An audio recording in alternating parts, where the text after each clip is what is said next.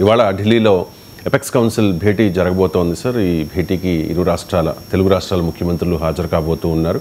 So ఇక్కడ తెలంగాణ ప్రభుత్వం కొన్ని అభ్యంతరాలు వ్యక్తం చేస్తోంది సార్. ఈ ఎపెక్స్ కౌన్సిల్ ఎజెండాలో బనకచర్ల అంశాన్ని పెట్టవద్దు, అనుమతులు లేని ప్రాజెక్టుపై చర్చ అనవసరం అనేది తెలంగాణ ప్రభుత్వ వాదన. సో ఈ భేటీకి సంబంధించి మీ కామెంట్స్. బనకచర్ల మా విషయంలో స్పష్టంగా తెలంగాణ చెప్పి దాని మీద చర్చ అవసరం లేదని, ఓన్లీ బనకచర్ల గురించే చర్చించాల్సి వస్తే అసలు సమావేశమే అవసరం లేదు, బాయ్కాట్ చేస్తాం. సో సమావేశము ఓవరాల్గా రెండు రాష్ట్రాల నీటి వనరుల పంపిణీ బ్రాడ్గా బనకచర్లన, పాలమూరు రంగారెడ్డి, దిండియా, సో రెండు తెలుగు రాష్ట్రాల మధ్య మీకు రకరకాల నీటి వివాదాలన్నింటినీ కలిపి చర్చించడానికి అపెక్స్ కౌన్సిల్ మీటింగ్ అయితే అటెండ్ అవుతాం.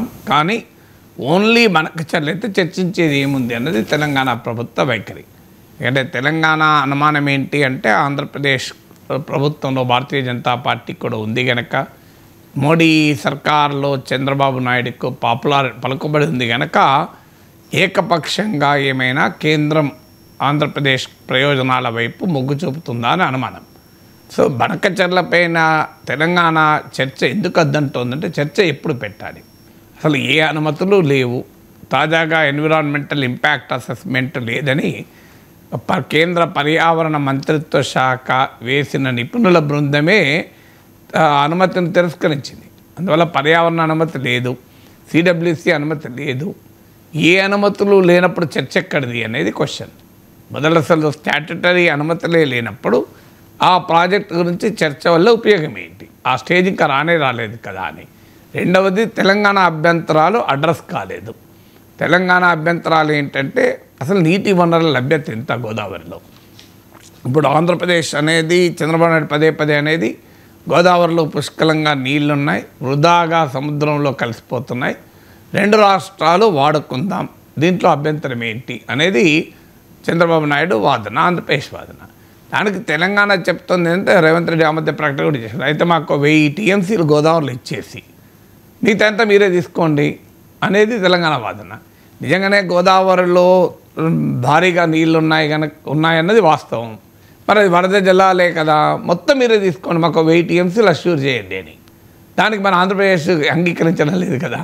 గోదావరిలో పుష్కలంగా నీరుండి అదంతా సముద్రంలో కలిసిపోతుంటే వాడుకుంటే తప్పేంటన్నప్పుడు 4000 టీఎంసీలు దాదాపు గోదావరిలో సముద్రంలో కలిసిపోతాయని కూడా ఒక అంచనా.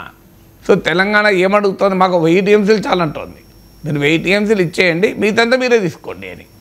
సో దీనికి ఆన్సర్ లేదు కదా. అంటే అర్థం ఏంటి, ఆంధ్రప్రదేశ్ కూడా తెలుసు గోదావరి నదీ జలాలు లభ్యత ఒక ప్రాజెక్టులు కడితే అది 50 ఏళ్ళు 100 ఏళ్ళు ఉంటుంది.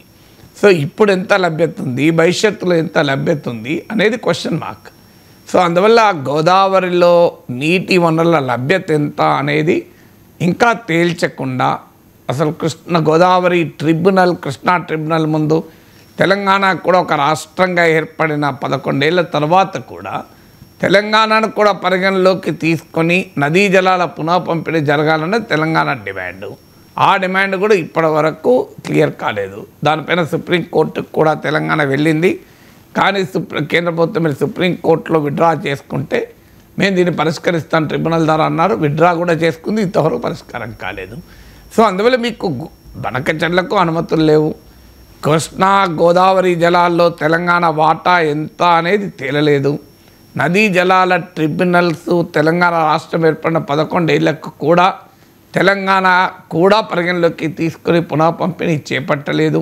గోదావరిలో మిగులు జలాల లభ్యత ఎంత, మిగులు జలాల తర్వాత సంగతి, నీటి లభ్యత ఎంత అనే దానిపైన ఆంధ్రప్రదేశ్ రాష్ట్ర ప్రభుత్వం సమర్పించిన ప్రీ ఫీజిబిలిటీ రిపోర్ట్లో వేసిన ఎస్టిమేట్స్ను తెలంగాణ క్వశ్చన్ చేస్తోంది. తర్వాత మీకు ఇవేవి తేలకుండా బనకచర్లపైన చర్చ ఏంటి అనేది తెలంగాణ వాదన. దాంతోపాటు మీకు గోదావరి నదీ జలాలంటే పోలవరం బనకచర్ల లింక్ కెనాల్, ఇది 82,000 కోట్లతో కట్టే ఖర్చు. మొదలు బేసిన్ రాష్ట్రాల ప్రజల ప్రయోజనాలు పూర్తి కాకుండా వేరే బేసిన్కు నీళ్లు తరలించడం ఏంటి అనేది తెలంగాణ మౌలిక అబ్జెక్షన్. అంటే గోదావరి బేసిన్లో లేని రాయలసీమ ప్రాంతానికి గోదావరి నీటిని తీసుకెళ్తామంటున్నారు. అది తీసుకెళ్లే ముందు బేసిన్ ప్రాంత ప్రజల ప్రయోజనాల్ని నెరవేర్చి తర్వాత అదనంగా ఉన్న వాటర్ను నిజంగానే వాళ్ళ సముద్రంలో కలిసే పరిస్థితి ఉన్నప్పుడు దాన్ని ఇతర బేసిన్లకు తరలించిన అర్థం ఉంది. తర్వాత పోలవరము మీకు మనకచర్ల లింక్ కెనాల్ వల్ల ఏం జరుగుతుంది అంటే పోలవరం నిర్వహణ రూపం కూడా మారుతుంది. అది ఇప్పటికే పోలవరంపై ముంపు పైన ఒరిస్సా, ఛత్తీస్గఢ్లో అభ్యంతరాలు తెలిపాయి. తెలంగాణ కూడా గతంలో అభ్యంతరం చెప్పింది. సో ఒరిస్సా, ఛత్తీస్గఢ్ అభ్యంతరాలు ఇంకా పరిష్కారం కాలేదు. ఈలోగా పోలవరం నిర్వహణను మార్చి ఈవెన్ దానికి మనకచర్ల లింక్ కూడా యాడ్ చేస్తే ఎట్లా కరెక్టు? సో ఇలాంటి అనేక ఇష్యూస్ ఉన్నాయి. మీకు గోదావరి నదీ జలాల్ని కృష్ణాలో కలిపే లింక్ ఇది.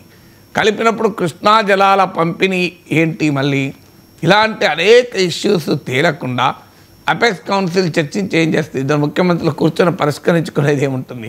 ఇద్దరు ముఖ్యమంత్రులు కూర్చుంటే గోదావరిలో ఎన్ని నీళ్ళు ఉన్నాయని తేలుతుందా? ఇద్దరు ముఖ్యమంత్రులు కూర్చుంటే ముంపు ఒరిస్సా, ఛత్తీస్గఢ్లో రైజ్ చేస్తున్న ముంపు అబ్జెక్షన్లు తేలుతాయా? ఇద్దరు తెలంగాణ, ఆంధ్రప్రదేశ్ ముఖ్యమంత్రులు కూర్చుంటే గోదావరిలో వరద జలాల పైన హక్కు ఎవరిది అని తెలుస్తుందా? ఇప్పుడు ఆంధ్రప్రదేశ్ ఇవాళ గోదావరి మిగులు జలాలపైన హక్కు మాదే అని. హక్కు ఎప్పుడు మిగులు జలాలపైన ఉండదు, వరద జలాలపై ఎవరికీ హక్కు ఉండదు. తెలంగాణ అనేది ఏంటంటే వరద జలాలు, మిగులు జలాలపైన పరివాహక ప్రాంత రాష్ట్రాలు, రైపేరియన్ స్టేట్స్ అన్నిటికీ హక్కు ఉంటుందని. మీకు ఉమ్మడి రాష్ట్రంలో కూడా కృష్ణా నదీ జలాల ట్రిబ్యునల్ మిగులు జలాలని వాడుకునే స్వేచ్ఛ ఆంధ్రప్రదేశ్కి ఇచ్చింది తప్ప హక్కులు ఇవ్వలే, ఓన్లీ స్వేచ్ఛ ఇచ్చింది. మీకు అంతకుముందు ట్రిబ్యునల్, బచావ ట్రిబ్యునల్ కూడా మీకు. అందుకే మీకు మిగులు జలాలపైన హక్కులు ఎలా ఉంటాయి? మిగులు జలాలు గ్యారంటీ ఉండదు కదా. మిగులు జలాలను కింది దిగువ రాష్ట్రం వాడుకునే స్వేచ్ఛ ఉండడం వేరు, హక్కు అడగడం వేరు.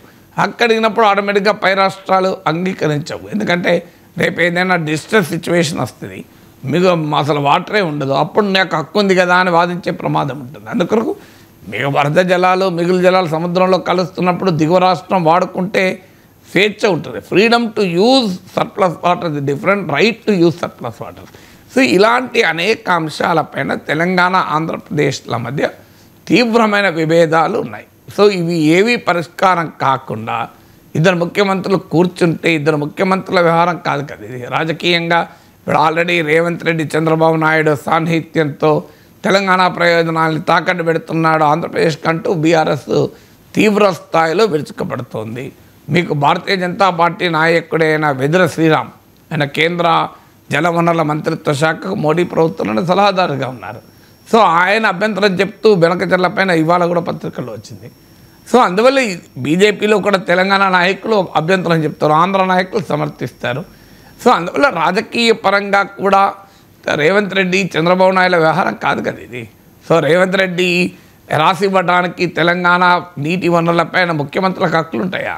సో దానికో పొలిటికల్ కన్సెన్సస్ కావాలి, రాష్ట్రంలో ఉన్న అన్ని రాజకీయ పార్టీలను కాన్ఫరెన్స్లకు తీసుకోవాలి, దానిపైన పెద్ద చర్చ జరగాలి. ఇవేవీ లేకుండా ఇద్దరు ముఖ్యమంత్రులు కూర్చొని సమావేశం అయితే తేలేది ఏంటి అనేది తెలంగాణ అబ్జెక్షన్స్. చూడాలి ఏం జరుగుతుంది అనేది.